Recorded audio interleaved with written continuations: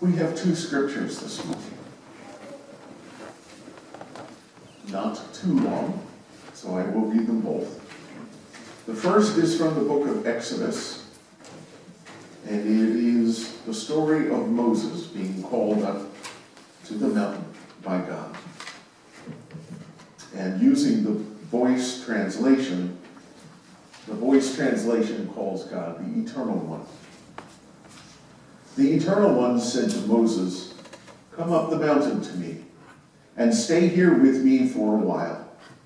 I will give you stone tablets inscribed with my law and commandments in order to provide instruction and guidance for the people." So Moses and his assistant Joshua got up and began the long climb up toward the summit of the mountain of God. Moses said to the elders of Israel, "Wait here for our return. Aaron and Hur will stay with you. If anyone has a complaint, then they can speak to them." And Moses made his way up the mountain. A thick cloud blanketed the mountain because the Eternal's glory had settled upon it. The cloud stayed there for 6 days. And when the seventh day arrived, the Eternal spoke to Moses from the cloud. For the Israelites below, the Eternal's glory appeared to be a consuming fire on the top of the mountain. As Moses walked further toward the top, he was swallowed by the cloud of God's glory, and he remained there for a total of 40 days and 40 nights. And from the Gospel of Matthew, chapter 17, we have verses 1 through 9. 6 days later, Jesus went up to the top of a mountain with Peter, James, and John. There, something spectacular happened. Jesus' face began to glow and gleam and shine like the morning sun.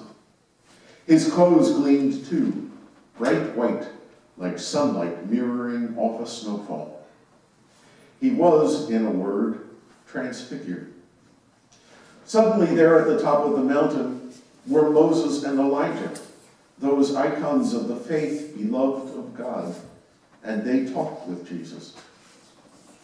Peter said, "Lord, how amazing that we are here to see these heroes of our faith, these men through whom God spoke. Should I quickly build some shelter, 3 small tabernacles for you, for Moses, and for Elijah?" As Peter spoke, a bright cloud enveloped all of them.